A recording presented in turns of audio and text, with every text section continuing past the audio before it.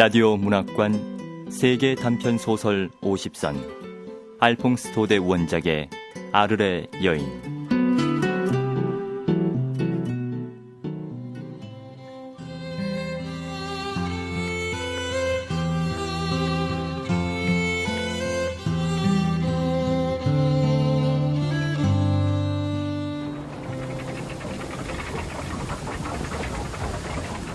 풍차 방앗간을 따라 마을로 내려가다 보면 팽나무가 있는 커다란 정원의 농가 앞을 지나게 된다.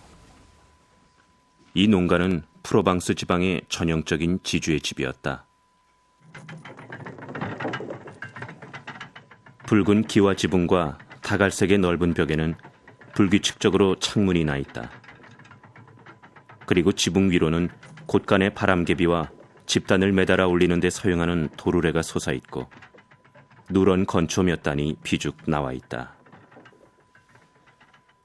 왜 이 집이 나의 마음을 끌까? 이유를 설명할 수는 없지만 나는 이 집의 닫혀진 창문을 보면 이상하게도 가슴이 뭉클해졌다.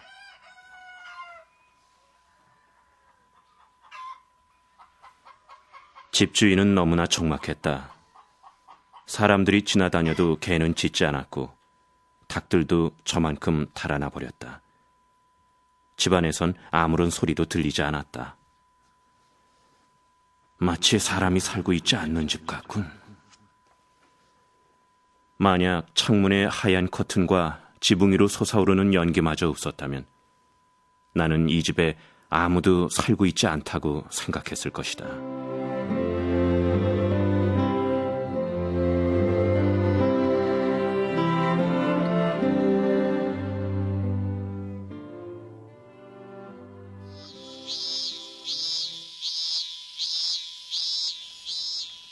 어제 한낮쯤 나는 마을에서 돌아오는 길에 햇빛을 피하느라고 이 집의 담을 따라 팽나무 그늘 속을 걷고 있었다. 마침 문이 열려 있어서 하인들이 말없이 짐을 싣고 있는 것이 보였다.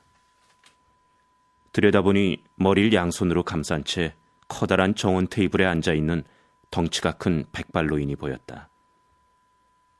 그는 짧은 위저고리와 낡은 반바지 차림이었다. 나는 걸음을 멈추고 노인을 바라봤다. 그러자 하인 한 사람이 다가와 낮은 목소리로 말했다. 쉬, 조용히 하세요. 아드님이 불행이 있고 나서부터 언제나 저러고 계신답니다. 그때 상복을 입은 부인과 소년이 금박을 입힌 두꺼운 기도책을 들고 집 안으로 들어갔다. 저분은 누구신가요? 미사에 다녀오시는 아드님과 작은 도련님이에요. 큰 도련님이 자살한 뒤로는 매일 미사에 나가시죠. 정말 가슴 아파서 못 보겠어요. 더군다나 주인 어른은 아직도 죽은 아드님의 옷을 입고 있답니다. 아무리 벗으시라고 해도 끔찍도 하지 않으신답니다. 그럼 주님은 이리. 잠시만요. 저 마차가 지금 출발합니까? 실례입니다만 제가 옆에 타도 괜찮으시겠습니까? 예, 그러시지요. 나는 마차가 떠날 채비를 하기에 태워달라고 부탁했다. 이야기를 좀 더 자세하게 듣고 싶어서였다. 그리고 그 슬픈 이야기를 듣게 됐다.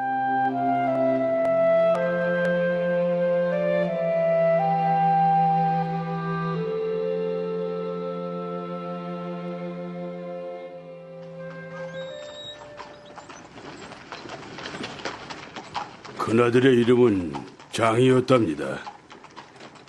그는 20세 청년으로 순수하고 건강하며 명랑했다. 얼굴이 잘생겼기 때문에 젊은 여자들의 눈길을 끌었지만 그의 머릿속에는 오로지 한 사람밖에 없었다. 그녀는 아르레 투기장에서 한 번 만난 일이 있는 벨벳과 레이스로 치장한 젊은 여인이었다. 집안에서는 두 사람의 관계를 달가워하지 않았죠. 그 여자는 바람둥이로 소문이 나 있는 데다 그녀의 부모는 이 고장 사람이 아니었거든요. 그러나 장은 어떤 일이 있어도 그 아가씨와 결혼하고 싶어 했다. 그 여자와 결혼하지 못한다면 차라리 죽어버리고 말겠어. 장의 부모는 아들의 고집을 꺾을 수 없었기에 추수가 끝나면 그들을 결혼시키기로 마음먹었다.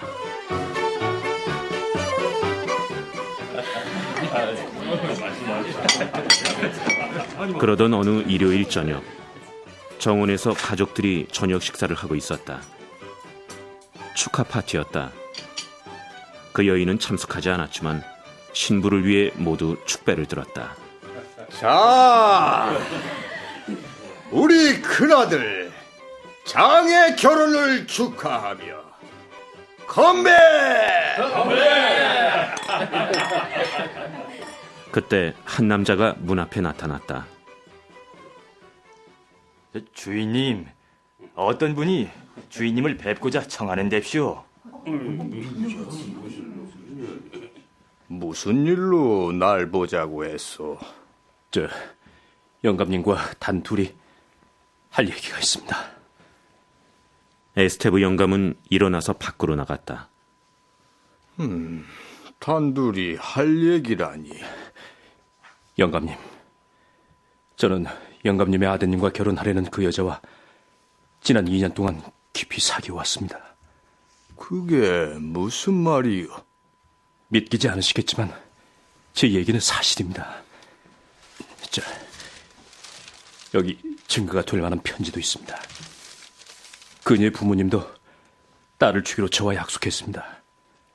근데 영감님의 아들이 그녀를 좋아한 후부터는 그녀의 부모님이나 그녀도 절 꺼리게 됐습니다.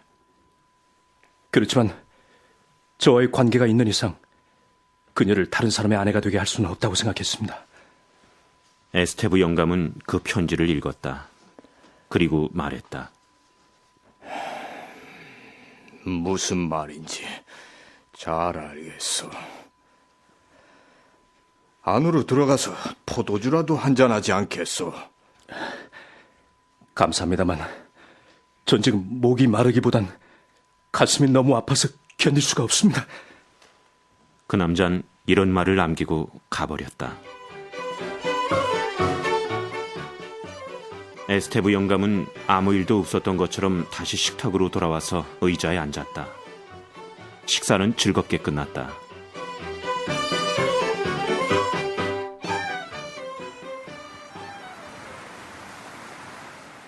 그날 밤 에스테브 영감과 아들은 함께 들로 나갔다. 두 사람은 오랫동안 밖에 있었다. 두 사람이 돌아올 때까지 장의 어머니는 자지 않고 기다리고 있었다. 여보, 이 아이를 따뜻하게 안아주구려. 가엾은 아이요. 이리 오거라.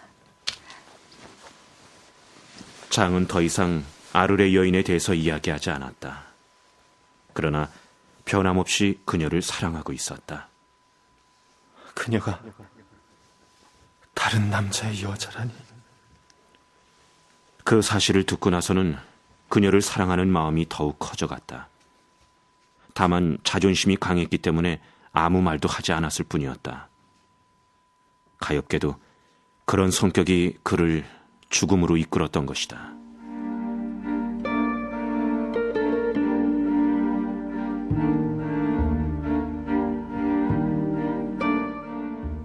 말도 마십시오. 어떤 날은 아침부터 밤까지 방에 들어박혀 꼼짝도 하지 않는가 하면은 또 어떤 날은 밭에 나와서 혼자 10사람 몫의 일을 미친 듯이 해치우곤 했답니다.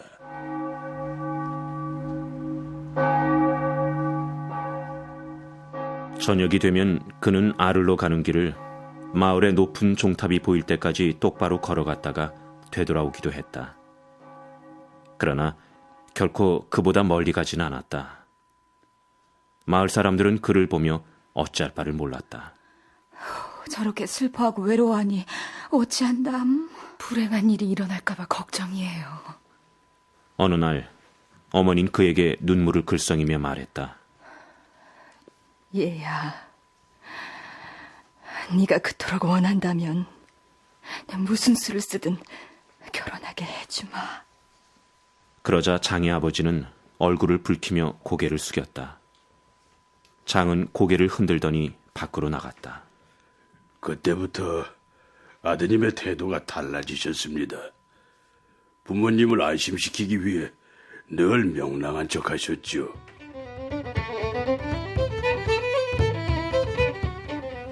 그분은 무도회장이나 술집 등을 드나들며 사람들과 자주 어울렸답니다. 겉으로 보기엔 안정을 찾은 것 같았지요. 축제에선 아주 흥겹게 춤을 추기도 했으니까요.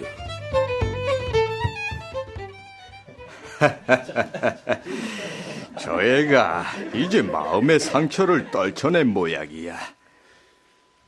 아버진 기뻐했지만 어머니는 여전히 불안했다.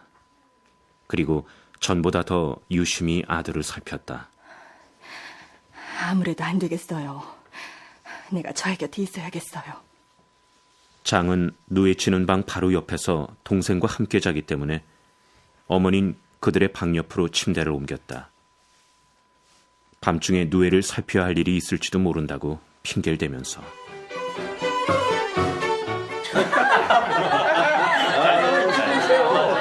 지주들의 수호신인 성 엘루아 축제날이 돌아왔다. 농가에서는 큰 잔치가 벌어졌다. 샴페인과 포도주가 넘쳐났고 또한 마당에는 횃불이 타오르고 팽나무에 오색 등불이 가득 걸렸다.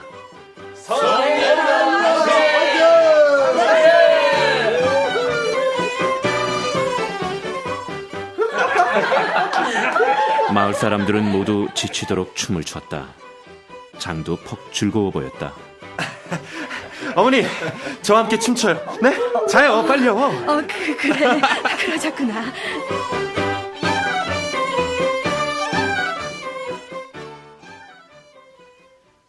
한밤중이 되자 사람들은 모두 돌아갔다. 그러나 장은 잠을 이룰 수가 없었다.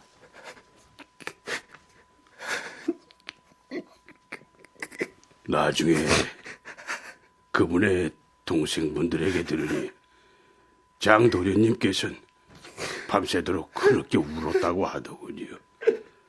그분은 애써 명랑한 척 했지만 사실은 너무나 괴로웠던 겁니다.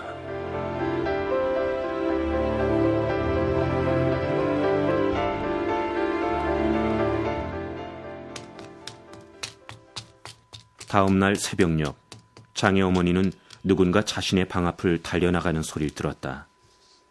어떤 불길한 예감이 그녀를 사로잡았다. 장인이?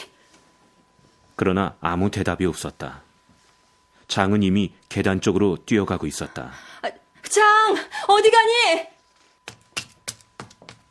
장은 다락방으로 올라갔다. 어머니도 아들을 뒤따랐다. 얘야! 부탁이다! 장은 문을 닫고 잠가버렸다. 장! 내 아들 장! 대답 좀 하렴! 너 어쩌자는 거야? 어머니는 손을 떨면서 더듬더듬 문고리를 찾았다.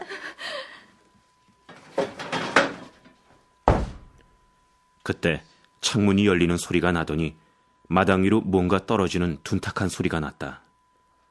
그리고 곧 잠잠했다.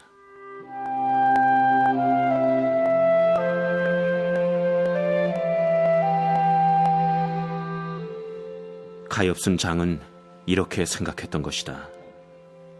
아무래도 그녀를 잊을 수가 없어. 이렇게 괴로울 바에야 차라리 죽는 게 낫겠어. 정말 사람의 마음은 얼마나 약한 것인가. 상대를 경멸하면서도 사랑하는 마음은 어쩌지 못하니. 장! 내 아들 장! 그토록 힘겨웠니? 장!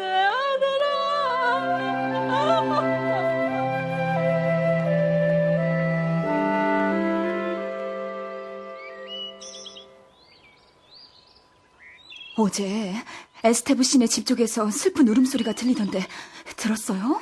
잠결에 그 소리를 듣고 무슨 일인가 했답니다. 도대체 누가 그렇게 슬프게 운 걸까요? 그날 아침 마을 사람들은 에스테브 집 쪽에서 누가 그렇게 슬프게 울었는지 수근거렸다. 정원의 이슬과 피로 물든 돌 탁자 앞에서 죽은 아들을 양팔로 껴안고 몸부림치며 통곡하던 이는 바로 장의 어머니였다.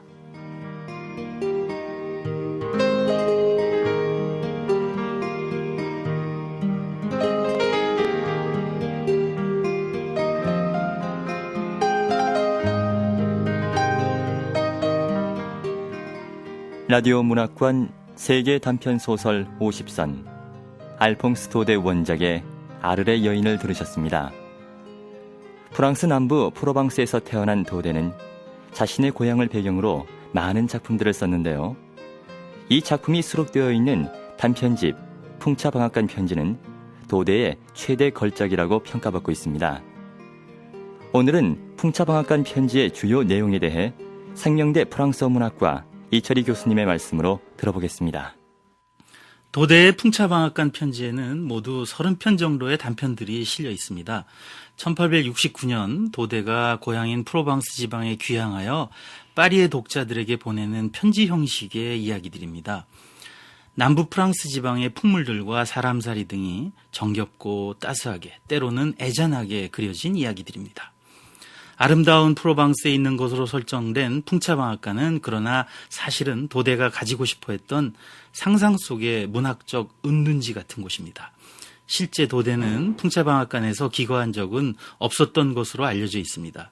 현재 관광 명소로 많은 독자들이 찾는 도대의 풍차방앗간은 이야기 속에 그려진 풍차방앗간과 비슷한 방앗간을 개조하여 도대 기념관으로 만든 것입니다. 허구의 이야기가 현실을 반영한 것이 아니라 반대로 현실이 허구를 반영한 예들 중에 하나일 것입니다. 도대의 풍차방앗간은 단편 코르니우 영감의 비밀에서 잘 그려져 있듯이 증기방화가 도입되면서 이제는 미를 받는 본연의 일을 빼앗긴 곳입니다. 사라져가는 애절한 유물이죠. 도대는 물질 문명이 발달하여 인간 역시 황폐해져가는 것을 아쉬워했나 봅니다. 도대 자신이 상상 속의 풍차방앗간을 짓고 코르니우 영감의 비밀에서는 마을 사람들이 일거리가 떨어진 풍차방앗간 주인에게 일거리를 주는 따뜻한 마음씨의 소유자들로 그려진 것을 보면 그렇습니다. 아를르의 여인 역시 수뇌보를 찬미하며 조건과 타산을 앞세우는 세태를 꼬집고 있습니다. 풍차방앗간 편지는 이렇듯 변화하는 사회 속에서 세상과 사람들이 하나둘씩 잃어가는 정서와 사라져가는 풍물들을 일깨우려고 합니다. 그래서 지금 우리가 서 있는 자리가 진정으로 행복한가라고 묻는 것 같습니다. 라디오 문학관에서는 여러분들의 청취 감상문을 받습니다. 방송을 들으시고 청취 감상문을 www.ebs.co.kr 라디오 문학관 홈페이지에 올려주십시오. 방송에 채택되신 분께는 소정의 선물을 보내드립니다. 라디오 문학관 홈페이지 다시 듣기를 통해 지난해에 방송된 한국 단편소설 50선도 감상하실 수 있습니다. 여러분의 많은 청취 바랍니다.